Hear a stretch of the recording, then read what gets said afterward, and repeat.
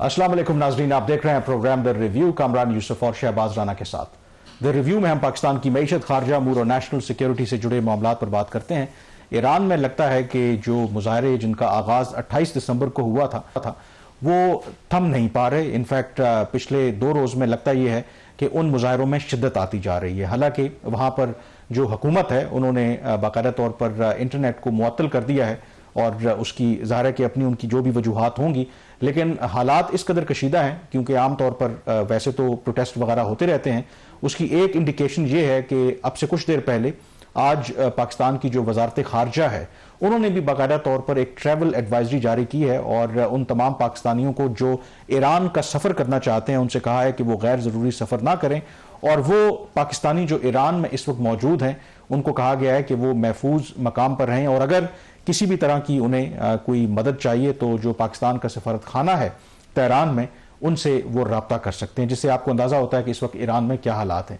दूसरी तरफ जो ईरान की हुकूमत है उन्होंने इल्ज़ाम आयद किया है ख़ास करके अमरीका के ऊपर कि वो इन मुजाहरों की आड़ में वहाँ पर जो अपना मकसद है वो पूरा करना चाहते हैं। ईरान की हुकूमत ने बाकायदा तौर पर UN सिक्योरिटी काउंसिल को ख़त भी लिखा है और कुछ ये भी अफवाहें गर्दिश कर रही थी कि शायद इस सूरत हाल के अंदर जो ईरान की फौज है ये ना हो कि वो कब्जा कर ले। लेकिन इसके हवाले से जो डेवलपमेंट हुई है कि आज स्टेटमेंट सामने आया है ईरान की फौज का भी, और उन्होंने तौर पर इन तमाम खबरों की तरदीद की है और उन्होंने कहा है कि वो ईरान के जो सुप्रीम कमांडर हैं, जो उनके रहबर आला हैं आयतुल्लाह अली खामनाई, तो उनकी इंस्ट्रक्शंस के ऊपर जो भी ईरान के मफादात हैं, ईरान के जो स्टेट इंटरेस्ट हैं, स्ट्रेटेजिक इंस्टॉलेशंस हैं, उनका तहफ़्फ़ुज़ करती रहेंगी। यानी कि ईरान की फ़ौज स्ट्रिक्टली स्टैंडिंग बिहाइंड उनकी जो गवर्नमेंट है और ईरान के जो सुप्रीम लीडर हैं खामनाई उनके पीछे खड़ी है। बट ओवरऑल क्योंकि वहाँ पर एक ब्लैकआउट है, जो खबरें भी आ रही हैं मुख्तलिफ ज़राए से आ रही हैं बिट्स एंड पीसेस के अंदर,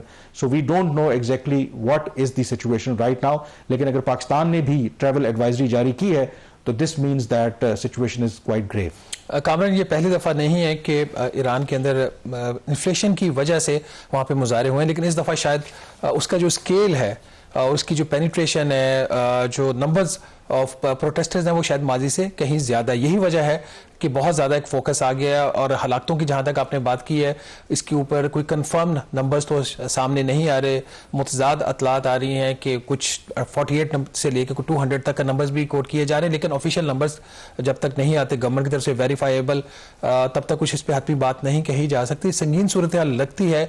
यही वजह है कि ईरान के जो सुप्रीम लीडर हैं उन्होंने लोगों से भी अपील किया और उन्होंने कहा है कि बल्कि उनके जो वज़ीर ख़ारजा की तरफ से भी स्टेटमेंट आई है, उन्होंने UN से भी कहा है कि अमेरिकन जो स्टेटमेंट है कि वो इंटरवीन कर सकते हैं, उसको भी देखा जाए। फिर 3 जो यूरोपीय ममालिक हैं उनकी तरफ से भी इसी किस्म के कंसर्न शो किए जा रहे हैं। तो आप क्या समझते हैं, ऐसा लगता नहीं है कि जो कुछ ईरानियन लीडरशिप के कंसर्न्स हैं कि इसके पीछे बैरूनी अनासर हैं जो हवा दे रहे हैं इन मुजाहिरों को, इसमें जान है? मेरे ख्याल में बिल्कुल इसमें कोई शक नहीं है, क्योंकि अगर आप ओवरऑल डॉट्स भी कनेक्ट करें और इस वक्त जो कवरेज है खास करके इजराइल का जो फैक्टर है, अगर इजरायली मीडिया को इस वक्त देखें तो सबसे ज़्यादा प्रोमिनेंटली उनका प्रिंट है या मेन स्ट्रीम मीडिया है इस वक्त ईरान के प्रोटेस्ट के ऊपर खास करके उसने फोकस किया हुआ है, क्योंकि ईरान का बिल्कुल इजराइल का इंटरेस्ट है कि यहाँ पर रिजीम चेंज आए, नंबर 1। फिर खुद जो अमरीकी सदर के जो बयानात हैं उन्होंने 2 मरतबा ये कहा कि हम इंटरवीन कर सकते हैं, वो भी ये रिफ्लेक्ट करता है। एंड थर्डली जो रज़ा पहलवी जो उनके आखिरी सो कॉल्ड वली अहद थे जब रेवोल्यूशन आया था तो जो शाह की हुकूमत थी, तो उनके ये साहबजादे हैं वो वाशिंगटन में मौजूद हैं और वो बाकायदा तौर पर अपने सपोर्टर्स को या थ्रू सोशल मीडिया और वट एवर मीन्स वो तो यही उकसा रहे हैं वहाँ पे लोगों को कि इस हुकूमत का खात्मा किया जाए और वहाँ पर एक डेमोक्रेटिक गवर्नमेंट आए। तो ये सिर्फ अफवाहों की हद तक नहीं है, there is enough evidence. European जो कंट्रीज़ हैं उनका भी रिएक्शन देख लें, बट आई थिंक इंपॉर्टेंटली यहाँ पर वाइल अमरीका हो, यूरोपियन यूनियन हो, उनका रिएक्शन सामने आ रहा है, इसराइल जिस तरह इसको प्रोजेक्ट कर रहा है वो भी हमारे सामने है।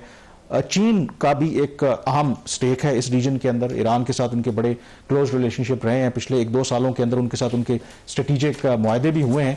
उनकी तरफ से बिल्कुल खामोशी है। बताया गया कि एक स्टेटमेंट उनकी वजारत खारजा ने जारी किया था, लेकिन उसको भी जो लेटेस्ट रिपोर्ट है वहां से हटा दिया गया, उनका मीडिया भी बहुत ज़्यादा रिपोर्ट नहीं कर रहा। अब ये भी एक अजीब मुअम्मा है, क्योंकि वैसे तो ईरान की हमेशा ये पॉलिसी चीन की रही है कि वो इंटरवीन नहीं करते जो दूसरे लोगों के मामलात हैं, बट ओवरऑल आई थिंक उनका जो اس طرح کی جو سچویشن ہے جب آپ کے انٹرسٹ اس طریقے سے ایٹ سٹیک ہوں تو ایک ایکسپیکٹیشن بھی ہوتی ہے کیونکہ چین امریکہ کے بعد بڑی طاقت ہے کہ کچھ نہ کچھ تو ضرور وہ امریکہ کو ڈیٹر کرنے کے لیے ایسا کچھ کرے گی. ہمارے ساتھ اس وقت موجود ہیں محمد حسین باقری, یہ تہران میں موجود ہیں, بین الاقوامی امور کے ماہر ہیں, اقبال فورم کو ریپرزینٹ کرتے ہیں. تو بہت شکریہ باقری صاحب جوائن کرنے کا. سب سے پہلے تو آپ یہ بتائیں تہران میں اس وقت موجود ہیں, کیا اس وقت صورتحال ہے مظاہروں کی, کیونکہ ہمیں پوری طرح سے پکچر مل نہیں رہی کہ ایکچولی گراؤنڈ پہ سچویشن کیا ہے. جی السلام علیکم.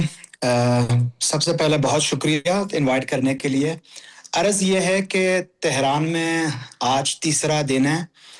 تھرسڈے نائٹ سے 8 بجے سے لے کے 12 بجے تک فرسٹ کال آئی تھی پروٹیسٹ کے لیے رضا شاہ پہلوی کی طرف سے, جو کہ آپ نے ان کے تعارف بھی کرایا, اور ان میں تقریباً 8 بجے سے 12 بجے تک تہران میں ہزاروں کی تعداد میں لوگ باہر آ گئے. باقی شہروں میں بھی, مشہد میں بھی, ہمدان میں, زاہدان میں اور ڈفرینٹ اور سٹیز میں ایک ملک گیر احتجاج آپ اس کو کہہ سکتے ہیں. لوگ باہر آئے ہیں اور 8 سے 9-10 بجے تک چانٹنگ ایسا ہی رہا جس طرح معترضین کا ہوتا ہے, پروٹیسٹرز کا ہوتا ہے, اور مہنگائی کے خلاف, انفلیشن کے خلاف لوگوں نے وہاں پہ نعرے بازی کی. لیکن 10 بجے سے لے کے 12 بجے رات تک جو حالات تھی وہ ایک بہت مختلف حالات تھے. یہاں پہ صرف 2 رات کے اندر تقریباً 20 مسجد کو انہوں نے شہید کیا ہے. مسجد کو اس میں انہوں نے آتش لگا کے, اور ساتھ میں ایمبولینسز کی جو تعداد آج تک جل گئے ہیں وہ اس کے تعداد میونسپیلٹی آف تہران میں آج اس کے تعداد 30 بتا رہی ہے. ساتھ میں فائر بریگیڈز کی جو ٹیم تھی ان کو روک کے تقریباً 25 گاڑیاں ان کی نظر آتش کی گئی ہے. تو یہ پتہ چلتا ہے کہ ایک پروٹیسٹ جو عوامی تقاضا تھا کہ انفلیشن کی وجہ سے, مانی ڈی ویلیویشن کی وجہ سے ایک حق بنتی تھی لوگوں کو کہ وہ جائز پروٹیسٹ کریں. اس پروٹیسٹ کو کچھ خاص گروپس اور کچھ خاص لوگ, جو آج آپ کو اسرائیلی میڈیا کے تھرو پتہ چل رہا ہے کہ یہ موساد کے ایجنٹس ہیں اور ان لوگوں کے پاس ہتھیار بھی ہے. میں یہ نہیں کہنا چاہ رہا کہ سارے پروٹیسٹرز کے پاس ہے, بالکل نہیں ہے. یہ عام پروٹیسٹرز ہیں, لیکن ان میں 10 سے 15% ایسے ہیں جن کے پاس آرمز ہے. یہ بالکل کنٹرول ایک ڈفرینٹ جگہ سے ہو رہے ہیں, ان کو آرڈرز آ رہے ہیں. یہ ان کے پاس وہ گنیں موجود ہے جو صرف آرمی لوگوں کے پاس ہوتی ہے. ایران میں آپ کو پتہ ہے گن رکھنے پر بالکل پابندی ہے, عام لوگوں کے پاس گنیں نہیں ہوتی, بندوقیں نہیں ہوتی. تو یہ لوگ اتنے بھاری اسلحے لے کے سڑکوں پہ گھوم رہے ہیں, فائر بھی کر رہے ہیں, اور یہ کوشش کر رہے ہیں جتنا ہو سکے لوگوں کو قتل کیا جائے تاکہ ٹرمپ کو ایک میسج دے دیں کہ جی ہم. محمد حسین باقری صاحب, اس پہ جو سیکیورٹی فورسز ہے ان کا کیا ریئیکشن ہے؟ وہ کس حد تک مظاہرے کو پرامن طریقے سے کنٹرول کرنے کی کوشش کر رہی ہیں, اور کس حد تک انہوں نے بھی آگے سے اسٹرانگ فزیکل ریئیکشن دیا ہے؟ یہ کال دیتے ہیں جیسے کہ 8 بجے رات کو اسٹارٹ ہوتی ہے تو کافی لوگ باہر بھی آتے ہیں, لیکن ان لوگوں کے بیچ میں جو پروٹیسٹ کرنے کے لیے ایک صرف اپنے اعتراض بیان کرنے کے لیے باہر آتے ہیں, ان میں بہت ایسے بھی سارے لوگ ہیں جن کے پاس ہتھیار ہیں, اور یہ مساجد کو, یہ ہاسپٹلس کو, یہ بینکس کو, ایمبولینسز کو, فائر بریگیڈز ٹیم کو, اور جتنے بھی لوگ عام فلاحی بہبود کے لیے کام کرنا چاہ رہے ہیں ان کو ٹارگیٹ کرتے ہیں. تو باقری صاحب سیکیورٹی فورسز کی طرف سے کیسے ہینڈل کیا جا رہا ہے پروٹیسٹرز کو؟ دیکھیں اسی طرح کی پروٹیسٹ میں اپنے زندگی میں تقریباً پچھلے 30 سال سے میں تہران میں رہ رہا ہوں, میں نے 4 اس طرح کے پروٹیسٹ دیکھی ہے. ان چاروں پروٹیسٹ اور آج کل کی جو پروٹیسٹ ہے اس کا میں اگر آپ کو ڈفرینسیشن بتانا چاہوں تو میں یہ بتا سکتا ہوں, آج تک میں نے نہیں دیکھا تھا کہ گورنمنٹ اتنا صبر سے کام لے لے. پورے سیکیورٹی فورسز کو یہ بتایا گیا ہے کہ جتنا ہو سکے آپ لوگوں کے اوپر فائر نہ کریں, لوگوں کو اپنے احتجاج کرنے دیں, اور جتنا ہو سکے ان کے ساتھ کوآپریٹ کیا جائے. اسی لیے آپ دیکھیں رات کو 8 بجے, جو آج کے لیے انہوں نے 5 بجے کی کال دی ہے, ٹھیک ہے, رات کو 8 بجے سے 12 بجے تک سیکیورٹی فورسز تقریباً صرف تماشا دیکھتے ہیں کہ چلو ان کو روکتے نہیں ہیں. صرف ان لوگوں کو روکا جاتا ہے یا ان کے اوپر فائرنگ کی جاتی ہے جن کے ہاتھوں میں بندوقیں ہیں. اس لیے 4 پروٹیسٹ سے پہلے مہسا امینی کی پروٹیسٹ آپ کو یاد ہوگا ایران میں جب ہوا تو کافی لوگ مارے گئے تھے. اگر یہاں کی 2 پولیس آفیسرز مارے جاتے ہیں تو لوگوں سے 100 لوگ مارے جاتے تھے. لیکن ابھی تک 45 سیکیورٹی پرسنلز کیا قتل ہوا ہے یہاں پہ یہ جو رائٹس ہیں انہوں کی وجہ سے، لیکن جو ایگزیکٹ فیگرز ہیں ابھی تک نہ گورنمنٹ بتا رہی ہے، نہ کوئی ادارہ ایران کے اندر بتا رہی ہے، لیکن یہ پہلی دفعہ ہو رہا ہے کہ سیکیورٹی فورسز وقت ہمارے پاس کم ہے، بالکل پوائنٹ آپ کا آ گیا، وقت ہمارے پاس کم ہے. میں آخر میں آپ سے یہ پوچھنا چاہتا ہوں، آپ نے خود بتایا کہ یہ پہلی مرتبہ نہیں ہے کہ ایران میں مظاہرے ہو رہے ہیں، پہلے بھی ہوتے رہے ہیں. کیا یہ خدشہ ہے، اس امکان ہے کہ لوگ جو کہہ رہے ہیں کہ شاید یہ جو مظاہرے ہیں اتنے پرتشدد ہو جائیں یا اتنے شدید ہو جائیں کہ وہاں پر جو موجودہ ایران کی حکومت ہے اس کو خطرہ ہو سکتا ہے، کیا اس طرح کا تھریٹ ہے، آپ محسوس کرتے ہیں وہاں پر؟ آپ لوگ ایران میں نہیں ہیں، ہم رہ رہے ہیں ایران میں، سڑکوں پہ. میں صبح آیا ہوں کام پہ، آفس پہ. میں آپ کو یہ یقیناً بتا سکتا ہوں اگر ایکسٹرنل انٹروین نہ ہو اور اسرائیل یا امریکہ جو پوری طاقت لگا کے اس اعتراضات کو اپنے حق میں قابو کرنے کی کوشش کرے، اگر ایکسٹرنل فورسز کی کوئی ملٹری آپریشن نہ ہو، آپ یقین کریں اس طرح کی اس سے بہت شدید قسم کے تظاہرات اور اعتراضات ہم نے دیکھی ایران میں، اور میرا نہیں خیال اس سے کچھ بھی ہوگا. رجیم چینج تو بہت دور کی بات ہے، رجیم کو تھوڑی سی نقصان بھی نہیں پہنچے گی، کیونکہ یہ لوگ آ رہے ہیں سڑکوں پہ، پھر واپس جا رہے ہیں. صبح ہم سب کام پہ آ رہے ہیں، ایسا نہیں کہ پورا کنٹری جام ہوا ہو، لیکن اگر انٹروین ہوگا تو پھر صورتحال بالکل مختلف ہوگا. میں 4 پروٹیسٹ اس سے پہلے دیکھ کے آپ کو بتا سکتا ہوں کہ یہ جو پروٹیسٹ ہے ان 4 سے مطلب ان کی تعداد میں بھی زیادہ نہیں ہے اور اس طرح کی ہارش پروٹیسٹ بھی نہیں ہے. لوگ آتے ہیں اور بس ان میں سے 10 to 15% میں آپ کو کہہ سکتا ہوں کہ یہ وہ لوگ ہیں جن کے موساد کے ایجنٹس ہم سمجھتے ہیں. اس لیے گورنمنٹ ان کے ساتھ کوآپریٹ بھی کر رہا ہے اور لوگوں کو پچھلے 4 رائٹس کی طرح سیکیورٹی فورسز ان کے خلاف استعمال بھی نہیں کر رہے ہیں. محمد حسین باقی صاحب بہت شکریہ، تہران میں تھے، اپنا خیال رکھیں. گراؤنڈ پر انہوں نے اپنا ظاہرہ کے پرسپیکٹو دیا، تو لیٹس ہوپ کہ وہاں پر سینس پریویل کرے، اور ظاہر ہے کہ مظاہرین کا حق ہے کہ وہ مظاہرہ کریں، لیکن لیجٹمیٹ اگر ان کی جو ڈیمانڈز ہیں، حکومت کا بھی کام ہے کہ ان کو مانے. تو نظر رکھیں گے ہم ایران میں جو بھی ڈیولپمنٹس ہو رہی ہیں. یہاں پہ بریک لیں گے، بریک کے بعد ایک اور بڑی خبر کا ذکر کریں گے، اور وہ خبر ہے کہ کیا پاکستان، سعودی عرب اور ترکی کے درمیان ایک بڑا سیکیورٹی معاہدہ یا ڈیفنس پیکٹ ہونے جا رہا ہے. بریک کے بعد اس پہ بات کریں گے.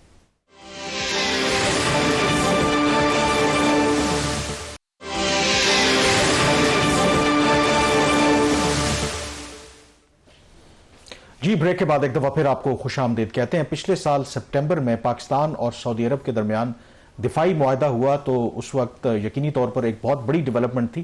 پاکستان اور سعودی عرب کے درمیان ویسے تو کئی عرصے سے آپس میں دفاعی تعاون موجود تھا، لیکن پہلی مرتبہ باقاعدہ طور پر اسے ایک معاہدے کی شکل دے دی گئی، اور اس کی وجہ اس پر ڈسکشن ہو چکی ہے کہ مئی 2025 میں پاکستان اور بھارت کے درمیان جو 4 روزہ لڑائی لڑی گئی تھی، اور اس میں جس طریقے سے پاکستان نے پرفارم کیا، اس کے بعد پاکستان کی جو جیو اسٹریٹجک پروفائل ہے اس میں اضافہ ہوا. اب یہ خبریں آ رہی ہیں کہ ترکی جو ایک اہم اسلامی ملک ہے جس کا پاکستان کے ساتھ بھی بڑا گہرا تعلق ہے، سعودی عرب کے ساتھ ان کے ماضی میں ایشو رہے ہیں، اب وہ بھی اس پاکستان اور سعودی عرب کے درمیان جو دفاعی معاہدہ ہے اس میں شامل ہونا چاہتا ہے. یہ بہت سگنیفیکنٹ ڈیولپمنٹ ہے، اور خبر جو دی ہے یہ بلومبرگ نے، اور انہوں نے ذرائع سے یہ رپورٹ کیا ہے کہ اس کے حوالے سے تینوں ممالک کے درمیان جو مذاکرات ہیں وہ بڑی ایڈوانس سٹیج کے اوپر ہیں.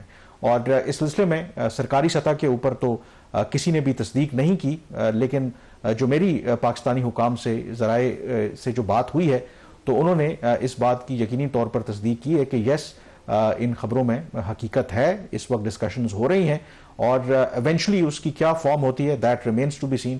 بٹ نیوردلیس شہباز، یہ ایک بہت بڑی ہوگی. اور ایون جب پاکستان اور سعودی عرب کے درمیان دفاعی معاہدہ ہوا تھا تو اس وقت بھی یہ خبریں آنا شروع ہو گئی تھی کہ نہ صرف سعودی عرب بلکہ کئی اور جو ممالک ہیں وہ پاکستان کے ساتھ اس طرح کا معاہدہ کرنا چاہتے ہیں یا اس میں شامل ہونا چاہتے ہیں. اور اب اس کی آپ کہہ سکتے ہیں کہ کسی حد تک تصدیق ہو رہی ہے کہ ترکی اس میں شامل ہونا چاہتا ہے. اور اس وقت اگر آپ ریجن کو دیکھیں اور مسلم بلاک کو دیکھیں تو پاکستان ظاہر ہے کہ مسلم دنیا کی واحد نیوکلیر پاور ہے. سعودی عرب آپ کو پتا ہے کہ one of the leading countries in the Muslim world, OIC کو وہ لیڈ کرتے ہیں. ترکی آپ کو پتا ہے کہ اس کا بھی ایک بہت بڑا نام ہے، اور اگر ان تینوں ملکوں کے درمیان اس طرح کا دفاعی معاہدہ ہو جاتا ہے that will be a game changer. Kamran, یہ خطے کا جو بیلنس آف پاور ہے یہ بالکل شفٹ کر دے گا، اور پاکستان کا جو رول ہے جو آج سے مطلب جہاں پہ ڈیو کریڈٹ دینا چاہیے وہاں پہ ضرور دینا چاہیے اس کو. مئی سے پہلے جو پاکستان کے حالات تھے, پاکستان کی جو گلوبل پوزیشن تھی, پاکستان کا جو اوور آل اسٹینڈنگ تھی دنیا کے نقشے کے اوپر, وہ کوئی اتنی قابل تعریف نہیں تھی. لیکن جس تیزی سے یہ حالات تبدیل ہوئے ہیں پوسٹ پاک انڈیا لمیٹڈ وار, اس کے بعد اس قسم کی جو ڈیولپمنٹس ہو رہی ہیں یہ ریفلیکٹ کرتے ہیں کہ ماضی اب بہت پیچھے رہ گیا. اور اگر یہ والی ڈیل ہو جاتی ہے جس کا کہا جاتا ہے کافی ہائی چانسز, اور خاص طور پر اگر آپ کو اس کانٹیکسٹ میں دیکھیں سعودی عرب امریکہ کے بہت قریب ہے, ماضی میں کچھ ایشوز سعودی عرب اور امریکہ کے بھی ہیں, لیکن اوور آل ان کے ریلیشن بڑے ایک پازیٹیو ٹریجیکٹری کے اوپر ہے. ترکی کے ریلیشن بھی امریکہ کے بہت بہتر ہیں, پاکستان کے بھی کافی کم از کم 1-2 سال سے ریلیشنز اچھے ہیں امریکہ کے ساتھ. تو اگر یہ تینوں کنٹریز ان کا ڈیفنس پیکٹ ہو جائے, اور تینوں کی کسی نہ کسی طریقے سے امریکہ کے اوپر بھی ڈیپینڈنس رہی ہے, تو اسے نہ صرف مڈل ایسٹ میں بلکہ بیانڈ مڈل ایسٹ جو ہے over all balance of pure وہ شفٹ ہو سکتا ہے. بالکل, اور اس میں جو سب سے امپورٹنٹ فیکٹر آپ نے بالکل ٹھیک کہا کہ ترکی کے امریکہ کے ساتھ بھی ریلیشن شپ ہیں, سعودی عرب اور امریکہ کے بھی بہت اسٹرانگ ریلیشن شپ ہیں, پھر پاکستان کی ریلیشن شپ ریوائیو ہوئی ہے. But having said that, despite ان تینوں ملکوں کے امریکہ کے ساتھ بے شک اچھے تعلقات ہیں, لیکن کہیں نہ کہیں ٹرسٹ ڈیفیسٹ کے ایشوز بھی ہیں. خاص کر کے اس میں جو اسرائیل والا ایلیمنٹ ہے وہ ایک ایسا آپ کہہ سکتے ہیں کہ ایشو ہے جس کی وجہ سے یہ تینوں ممالک اپنے انٹرسٹ کو پروٹیکٹ کرنے کے لیے ایک دوسرے کے قریب آ رہے ہیں. اور ماضی میں آپ کو پتا ہے کہ ترکی اور سعودی عرب آپس میں کمپیٹ کرتے رہے ہیں کہ جی مسلم دنیا کا لیڈر کون ہے, اور یہی وہ وجہ ہے کہ اگر آپ کوالالمپور سمٹ والا جو فال آؤٹ بھی ہوا تھا اس وقت ترکی اور سعودی عرب کے ریلیشن شپ بالکل اچھے نہیں تھے. لیکن اب جو حالات ہیں بہت بدل گئے ہیں, مختلف ہو گئے ہیں, اور آلریڈی اگر آپ دیکھیں کہ سعودی عرب اور ترکی کی جوائنٹ ملٹری ایکسرسائزز ہوئی ہیں.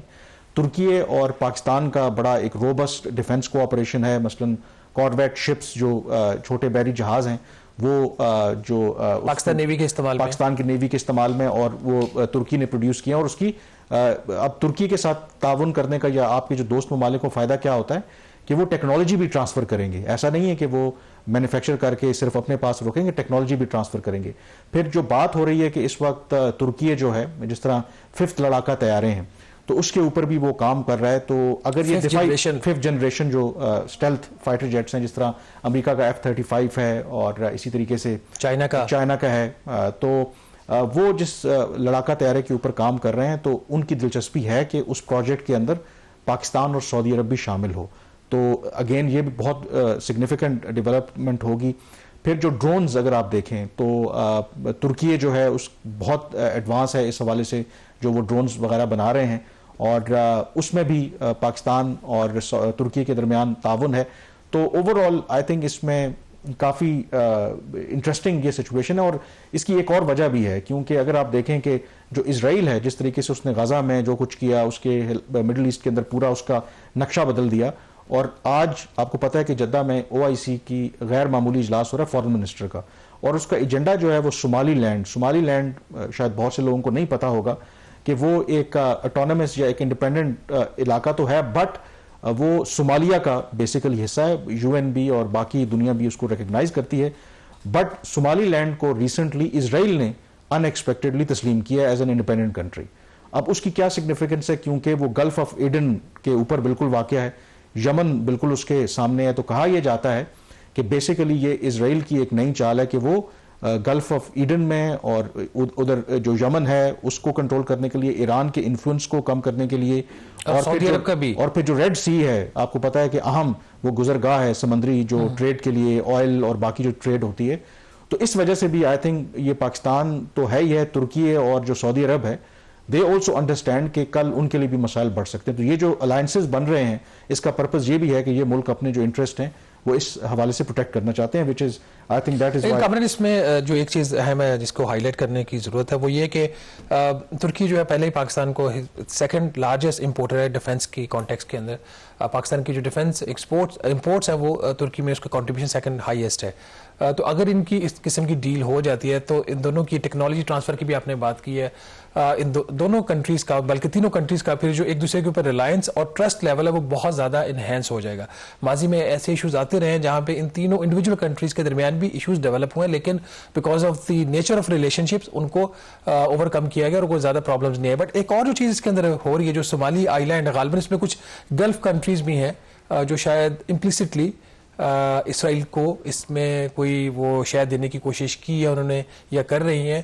اور اگر اسلامک OIC کا جو اجلاس ہو رہا ہے فارن منسٹرز کا, اس میں یہ ایشو بھی سامنے آ جائے تو پاکستان چونکہ اب ایک نیٹ سیکورٹی پرووائڈر بنتا جا رہا ہے خطے میں, اور اس کے ساتھ اگر یہ ڈیل ہو جاتی ہے تو اوور آل جو سچویشن ہے وہ کافی حد تک وہ کلیئر بھی ہوگی. اور اس کے جہاں پہ بینیفٹ ہے آپ کیا سمجھیں, اس کے رسک بھی ہوں گے کہ جتنا پاکستان کا اس میں جو رول بڑھتا جا رہا ہے خطے کے اندر تو اس کے لیے چیلنجز بھی تو بڑھ سکتے ہیں. چیلنجز بالکل بڑھ سکتے ہیں, بٹ اگین اگر آپ مسلم دنیا کی اور آپ نے پروو بھی کیا ہے کہ آپ ایک نیٹ سیکیورٹی پرووائڈر ہو سکتے ہیں تو رسک تو آپ کو لینا پڑتے ہیں. اوور آل ابھی تک تو یہی لگ رہا ہے کہ آپ کی جو بھی کارڈز آپ کھیل رہے ہیں اس میں آپ کو بہتری دیکھنے کو مل رہی ہے.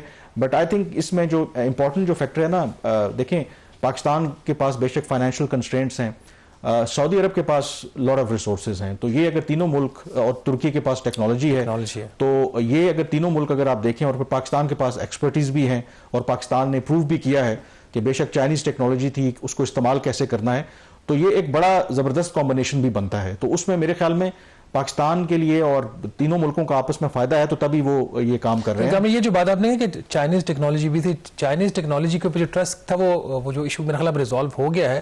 اب چائنیز ٹیکنالوجی بھی اتنی بہتر آ گئی ہے کہ وہ ویسٹرن ٹیکنالوجی سے کمپیٹ کر رہی ہے. ہاں یہ ضرور کچھ چیزوں میں چائنا ابھی بھی پیچھے ہے, but in terms of reliability وہ ان کی اب بہتر ہو رہی ہے. بالکل بہتر ہو رہی ہے. اب اس میں ایک اور یہ انٹرسٹنگ ڈیولپمنٹ ہے کہ ایسا نہیں ہے کہ پاکستان 2025 میں بھی ہم نے دیکھا کہ تمام بڑی طاقتوں کے ساتھ آپ کی انگیجمنٹ رہی, امریکہ کے ساتھ تعلقات بہتر ہوئے. اس کا یہ مطلب نہیں ہے کہ چین کے ساتھ آپ کے تعلقات کو خراب ہوئے, رشیا کے ساتھ بھی انگیجمنٹ رہی, مڈل ایسٹ گلف میں آپ کے تعلقات ریوائیو ہوئے.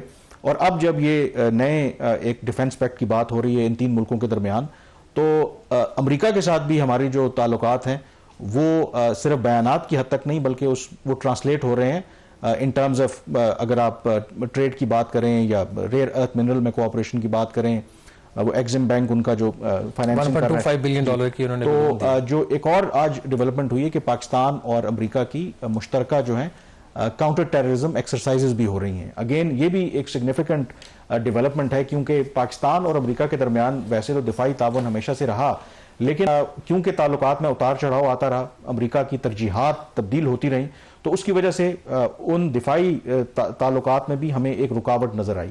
اب یہ جو ہو رہی ہیں جوائنٹ ملٹری ایکسرسائزز پاکستان اور امریکہ کے درمیان, اور اگین یہ شو کرتا ہے کہ پاکستان ایسا نہیں ہے کہ صرف کسی ایک ملک کے ساتھ یا کسی ایک بلاک میں انٹرسٹڈ ہے, بلکہ تمام جو ریلیونٹ پلیئرز ہیں, بڑے پلیئرز ہیں, ان کے ساتھ تعلقات کو پروموٹ کرنا. اور اب اس کی سگنیفیکنس کیا ہے کہ یہ جولائی 2024 میں ان جوائنٹ ایکسرسائزز کا سلسلہ شروع ہوا تھا, اور آخری جو ایکسرسائزز تھیں جب جولائی 2024 میں ہوا تھا 2016 میں ہوئی تھی, تو بیچ میں 8 سال کا گیپ تھا. اور اب جولائی 2024 میں اگر ہوئی ہیں تو جنوری 2026 میں یہ ایکسرسائزز دوبارہ ہو رہی ہیں, جس سے اندازہ ہوتا ہے کہ نہ صرف پاکستان کے گلف کنٹریز کے ساتھ تعلقات بہتر ہو رہے ہیں بلکہ امریکہ کے ساتھ بھی جو تعلقات ہیں اس میں ایک نئی وسعت آ رہی ہے. کس حد تک ہم اس کو سسٹین کر پاتے ہیں یہ ایک اہم سوال ہے, اس پر ہم نظر رکھیں گے. یہاں پہ بریک لیں گے, بریک کے بعد ڈسکشن کریں گے کچھ اہم جو پاکستان کے معاشی امور ہیں اس کے حوالے سے.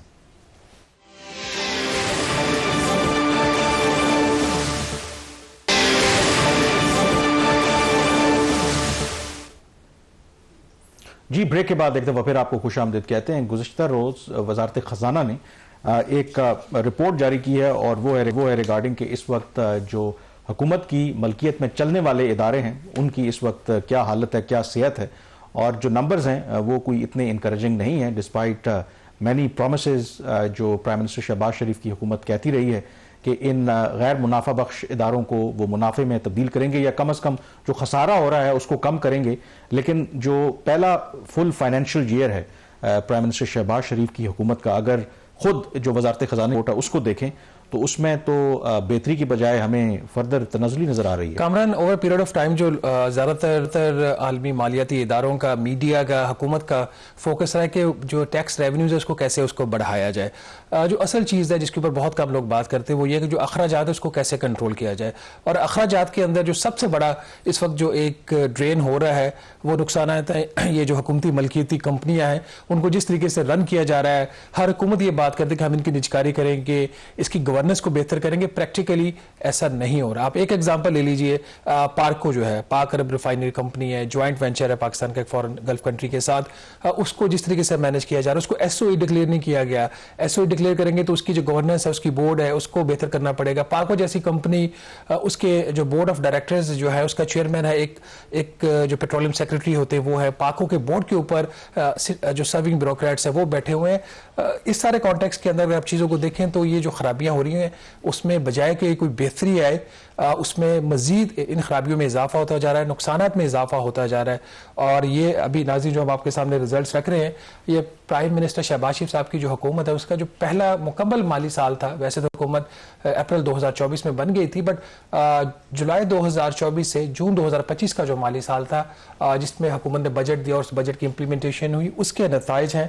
اور نتائج کوئی اتنے اچھے نہیں ہیں. جو خالصتاً نقصانات حکومتی ملکیتی کمپنیوں کے ہوئے ہیں, اس میں 300% اضافہ ہوا ہے ایک سال میں. جو نیٹ ان کے لاسز تھے وہ بڑھ کر اب ہو گئے ہیں 123 ارب روپے. پہلے یہ 123 ارب روپے کی بجائے صرف 31 ارب روپے تھے. تو ایک سال میں نیٹ لاسز میں جو اضافہ ہوا ہے وہ 300% ہوا ہے. نہ صرف یہ, ان کمپنیز کی جو سیلز تھی, ان کے جو ریونیوز تھے, اس میں ایک سال کے اندر 1400 ارب روپے کی کمی ہوئی ہے. کوئی 12,400 ارب روپے کے اوپر ان کے جو نیٹ سیلز ہیں ان کی وہ آئی ہیں, اور ایک سال کے اندر 1400 ارب روپے کے ریونیوز میں کمی ہو جائے بجائے اس کے کہ اس میں اضافہ ہو, یہ بہت بڑی بات ہے. چونکہ یہ لاس میکنگ اینٹیٹیز ہیں, ان کو چلانا ہے. وہ علیحدہ بات ہے کہ ان کے اندر جو امپلائمنٹ ہے وہ صرف کوئی 3.5 لاکھ افراد کے اوپر مشتمل ہے. بٹ حکومت نے فسکل جو سپورٹ ایک سال کے اندر دی ہے, جو میرے اور آپ کے ٹیکس پیئرز کی منی ہے, اور کچھ ایسے ہیں جو ابھی تک بجٹ میں یہ نقصانات بک نہیں کیے, بٹ فسکل سپورٹ بینکوں سے لے کے دی, کچھ بجٹ سے دی, وہ ایک سال کے اندر 2100 ارب روپیہ ان کو دیا گیا ہے, جس میں ایک سال کے اندر 37% اضافہ ہے. کامران, میرا خیال یہ 3 نمبرز یہ کافی ہیں جو اوور آل ایک سچویشن بتا رہے ہیں, جو اتنی خراب ہو چکی ہے, اتنی کمپلیکیٹ ہو چکی ہے. اور یہ جو نمبرز ہیں جو وزارت خزانہ نے جاری کیے ہیں, اس کی رپورٹ جو ہے کیبنٹ کمیٹی آن اسٹیٹ اور انٹرپرائزز جس کو ہیڈ کرتے ہیں فائنانس منسٹر, ان کے سامنے پیش کی گئی. انہوں نے نمبرز کو دیکھا, اس کی منظوری دی, اور اب رپورٹ جاری آفیشیلی بھی کی تو نہیں ہے, but hopefully coming week میں اس کو یہ جاری کر دیں. اور یہ پوائنٹ آؤٹ بھی کرتی ہے جو root cause of the problem ہے, کیونکہ ہم اکثر اپنے اس پلیٹ فارم کے اوپر ڈسکس کرتے ہیں کہ کیسے حکومت کا ایک ہی کیا کہتے ہیں کہ آسان طریقہ ہے اخراجات کو پورا کرنے کے لیے, کہ جن کے اوپر آپ نے ٹیکسوں کا بوجھ ڈالا ہوا ہے ان پہ مزید ٹیکسوں کا بوجھ ڈالیں, خاص کر کے سیلری جو کلاس ہے اس پر ڈالتے ہیں. جو اصل کل مفتاح اسماعیل بھی کہہ رہے تھے کہ جو آپ نے اخراجات اگر کم کرنے ہیں تو ایک تو اخراجات ہمیں بظاہر جو نظر آتے ہیں, یہ جو بلیک ہول ہے یعنی کہ حکومت کی زیر پرستی چلنے والے جو ادارے ہیں, یہ اخراجات ہی ہیں نا آپ کا, آپ ان کو کنٹرول نہیں کر پا رہے, ریفارمز نہیں ہیں, کوئی طریقہ نہیں ہے. تو اگر اسی کو بہتر طریقے سے اصلاحات کی جائیں تو یہاں سے ہی بہت آپ اربوں روپے میرے خیال میں بچا سکتے ہیں. لیکن اگین جتنے جو وعدے کرتے ہیں, اب یہ سمجھ سے باہر ہے کہ آئی ایم ایف کے پروگرام میں بھی, آئی ایم ایف بھی آپ کو یہ کہتی ہے, تو اس کے باوجود اس میں پروگریس کیوں نہیں ہو پا رہی؟ کامران, یہاں پہ نا کمیٹیاں, پوزیشنز, بورڈ کے اوپر اپوائنٹمنٹس, ان کے اوپر فوکس ہے. کیسے بینیفٹ لینا ہے, کس کو اکوموڈیٹ کرنا ہے, یہ وہ ساری چیزیں ہیں. جب cabinet committee on S O as بنی اور وزیر خزانہ محمد اورنگزیب صاحب نے ان کے وہاں پہ انہوں نے ایک اینٹیٹی کو ریویو کیا کہ کیا یہ اسٹریٹجک ہے, کیا یہ نان اسٹریٹجک ہے, نان اسینشل ہے. اگر نان اسٹریٹجک, نان اسینشل ہے تو پھر ہم اس کی نجکاری کریں گے. جب یہ سارا ریویو کا پروسیس ہوا تو majority, over whelming majority, hardly کوئی 2, 4, 10 اینٹیٹیز ہوں گی جن کو انہوں نے اسٹریٹجک یا اسینشل ڈکلیئر نہیں کیا ہوگا, باقی سب کو اسینشل اور اسٹریٹجک ڈکلیئر کر دیا. مطلب ایسی اینٹیٹیز کو اسٹریٹجک اور اسینشل ڈکلیئر کیا گیا جس کی ضرورت نہیں تھی. کیوں؟ کیونکہ یہاں سے بہت سارے لوگوں کو فائدہ دینا تھا. اب ایک اور جو اس حکومت کا ایک اچھا فیصلہ تھا جس کو ریورس کیا اور اس کی اب حکومت قیمت ادا کر رہی, وہ یہ تھا کہ یہ جو بورڈز ہیں گورنمنٹ اون اینٹیٹیز کے, خاص طور پر وہ کمپنیاں جہاں پہ بورڈ کی میٹنگ ملک سے باہر ہوتی ہیں اور ڈالروں کے اندر ان کی پیمنٹ ہوتی ہے بورڈ فیس کی, کسی کی $3500 ہے, کسی کی $5000 ایک بورڈ میٹنگ کی فیس ہے. جو ڈپٹی پرائم منسٹر ہیں اسحاق ڈار صاحب اور پرائم منسٹر صاحب, انہوں نے ایک فیصلہ کیا کہ میکسیمم جو بورڈ فیس کوئی ایک جو بیوروکریٹ ہے پورے سال کے اندر کمبائن وہ لے سکتا ہے, وہ 10 لاکھ روپے کی لے سکتا ہے. اگر اس سے اوپر کسی کو ملتی ہے پیسے تو وہ نیشنل ایکسچیکر میں ڈپازٹ ہوں گے.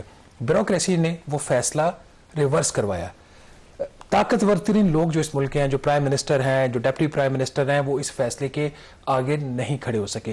تو اب ابھی بھی ریسنٹلی بھی ان بورڈ کے اوپر اپوائنٹمنٹس ہوئی ہیں, پولیٹیکل بیسس پہ ہوئی ہیں, بیوروکریٹس کو نوازا جاتا ہے.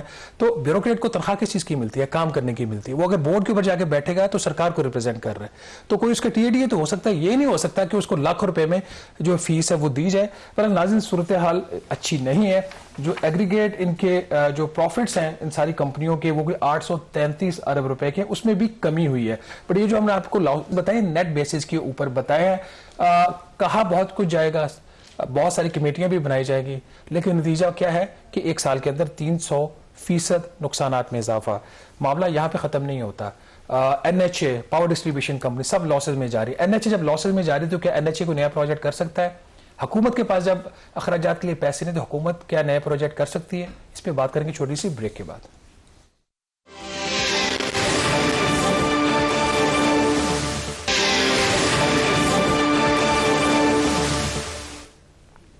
جی, بریک کے بعد ایک دفعہ پھر آپ کو خوش آمدید کہتے ہیں. وفاقی حکومت نے ایک پروجیکٹ کی منظوری دی ہے, اور وہ پروجیکٹ کیوں متنازع ہے؟ کیونکہ اسے لاہور بھاول نگر موٹر وے کا نام دیا جا رہا ہے, اور آبویسلی یہ پنجاب میں ہے. اور متنازع کیوں ہے, یہ اس سوال کا جواب شہباز سے ہی لیتے ہیں. کیونکہ ویسے تو پی ایم ایل این جانے کہ یہ میگا پروجیکٹس اور موٹر ویز اور روڈز بنانے میں بڑے ماہر ہیں, اور جب بھی یہ آتے ہیں تو یہ کام ضرور کرتے ہیں. بٹ اس پروجیکٹ کو لے کر کے کیا کنسرنز ہیں؟ Why there is a problem ہے؟ کامران, اس دفعہ جب آئی ایم ایف کا پروگرام سائن ہوا تو اس وقت آئی ایم ایف کے کہنے کے اوپر چاروں صوبائی حکومتوں نے اور وفاقی حکومت نے نیشنل فسکل پیکٹ کے اوپر دستخط کیے تھے.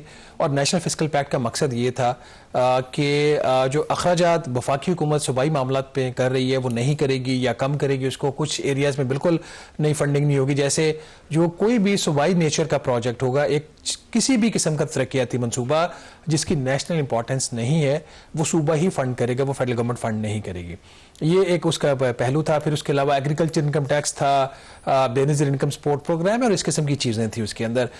بٹ بدقسمتی سے وہی حکومت جس نے یہ نیشنل فسکل پیکٹ سائن کیا ہے وہ اس کی کھلم کھلا اس کی خلاف ورزی کر رہی ہے.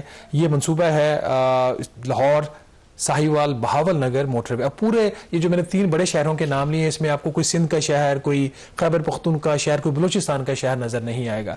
اس کے اوپر ہم نے پہلے بھی ایک دفعہ سٹوری بھی کی تھی, پروگرام بھی کیا تھا.